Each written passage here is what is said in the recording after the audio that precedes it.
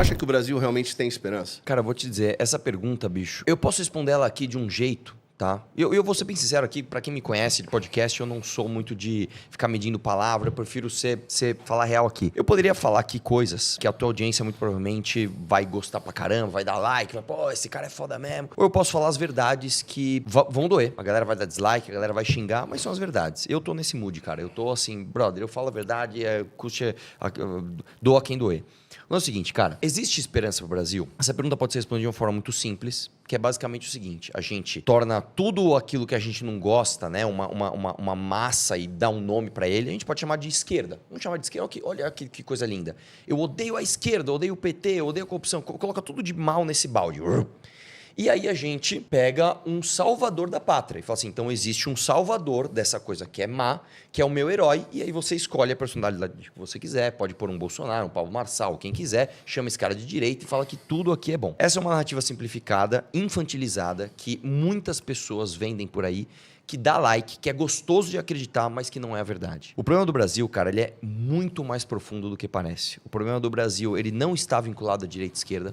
Se estivesse, seria fácil. Quem dera a gente estivesse no parlamento inglês, onde as brigas são entre o Partido Conservador e o Partido Trabalhista. Quem dera. O Brasil é muito, muito mais complexo do que isso, cara. Quando você pega, por exemplo, o interior do Piauí, você chega lá e vai perguntar para um cara assim, irmão, o que é direita e esquerda?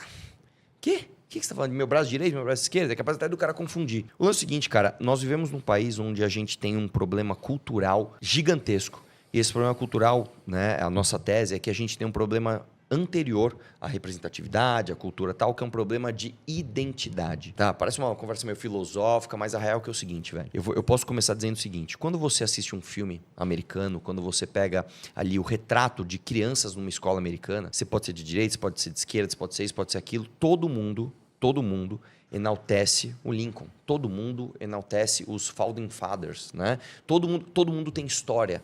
Todo mundo tem orgulho da história. E você pode discordar, eu acho que é melhor ir por aqui, mas todo mundo se sente americano. E isso acontece em todos os países. O Brasil é um país, cara, que a gente não tem identidade. A gente não sabe quem são os nossos heróis. Eu não sei dizer pra você se o meu herói é Dom Pedro I, Dom Pedro II, se é o revoltoso Tiradentes, se é a coroa portuguesa, se são os indígenas, se são os escravos. A gente não tem heróis, cara. A gente não tem identidade. E a partir disso, né, que isso inclusive já foi falado inúmeras vezes por grandes personalidades do Brasil, a partir disso, cara, a gente se torna uma massa confusa que não tem confiança entre si. A partir dali, cara, então, olha onde eu fui lá atrás. A partir daí, cara, eu posso derivar inúmeros problemas que nós temos no Brasil hoje e que chegam a Lula, Bolsonaro, reforma de Previdência, tal, de tudo, mas a origem de tudo é que a gente não tem identidade. E para recuperar isso, é um planejamento de longo prazo. Então, primeira coisa, o Brasil tem esperança? Tem. Tá. Entenda, é como se a gente fosse começar a construir uma casa agora. A gente não tem nem a fundação. Tá, mas quantos países do mundo você entende que tem essa identidade? Porra, são 300 países no mundo. Quantos têm identidade de fato, como a que você citou? Estados Unidos, Inglaterra, Rússia, China, sim, quem mais? Japão, países, talvez? Todos esses países que você citou têm. Então, eu diria para você o seguinte... Mas os outros não têm. Eu digo assim, pega o continente africano, por nenhum tem. Pega a América Latina como um todo. Qual tem? Na verdade, assim, é que a América Latina tem. Por exemplo, a Argentina tem uma identidade muito forte, o Chile tem uma identidade muito forte. A Argentina tem raiva da Inglaterra. É que assim, só para deixar claro, quando eu falo identidade é o seguinte, é uma coisa mais profunda do que quem são nossos inimigos do momento, o que a gente quer para os próximos 3, 5 anos. É como você se enxerga enquanto povo, cara. É como você enxerga a tua geração como responsável pela quais valores a tua geração tem que passar para a próxima geração. Mas tu concorda que o Brasil sempre viveu isso? Olha só. Sim. Qual que é a característica do povo brasileiro? É ser aberto a todos os povos. O brasileiro é o único povo do mundo que pode ir para qualquer lugar do mundo, ele é bem recebido. Por quê? Porque ele, em tese, receberia todo mundo do mundo inteiro bem, sempre com um sorriso, mesmo vivendo na lama e na desgraça. Isso é um aspecto negativo do nosso povo, mas também um aspecto positivo. Isso é assim, é aquela velha história. É muito engraçado. Eu convivi com muitos angolanos na Rússia, sabe? E o angolano pensa muito parecido com o povo brasileiro. Não sei se é pela mesma colônia portuguesa, tem a ver, né? Tem a ver. Tem linguagem. Óbvio, isso. E o clima também. O africano, ele dizia assim para mim, muito interessante, ele fala assim, muito sol. Então, muito sol. O povo é muito acomodado, porque é muito sol. Sim. Então, o povo brasileiro, de fato, ele não tem as tragédias que as outras nações tiveram, não tem terremoto, a gente não tem tanta adversidade climática. Então, vivemos, obviamente, num país de abundância e relaxamos com isso. Mas isso é característica do nosso povo. Sim. Quando eu te pergunto se tem esperança, vendo tudo que você acabou de citar, beleza, a gente não tem identidade, a gente não tem mesmo, a gente nunca teve. Vai criar agora? Talvez não crie. Ah, acho que cria. Porque a gente não... Aí é que tá. Nós não tivemos nenhum fato marcante. É o seguinte, o que você citou é bem importante que, assim, às vezes a identidade de um povo vem de uma grande dificuldade que eles passaram juntos, né?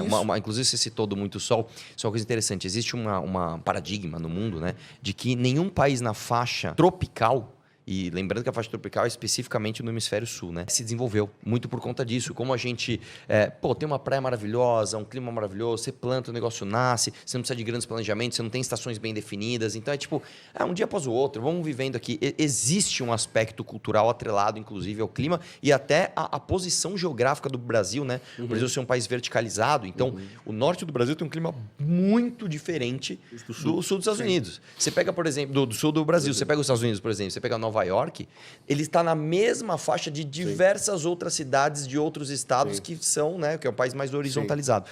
Mas existe uma coisa aqui que eu acho que é uma construção cultural que precisa ser feita, e eu acho que ela é de longo prazo, mas constrói-se, que é basicamente o seguinte: você entender o teu povo como parte de si e entender que você tem uma responsabilidade geracional. Eu tenho uma responsabilidade que a próxima geração depende da passagem dos valores que eu vou levar para ela. Mas vem cá, eu concordo contigo, mas isso não parece ser utópico até? Porque, de fato, eu concordo com você. Pô, eu tenho que passar isso para a próxima geração. Mas olha para a cultura.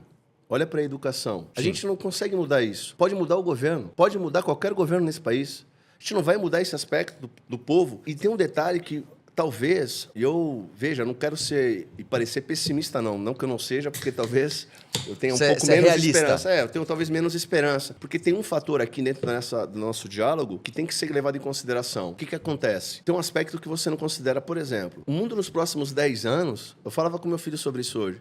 Por que alguém vai precisar estudar uma outra língua? Quer dizer, você está falando de resgatar uma identidade de um povo, e a gente está entrando numa realidade hoje de inteligência que vai tornando o ser humano cada vez menos necessário. Sim.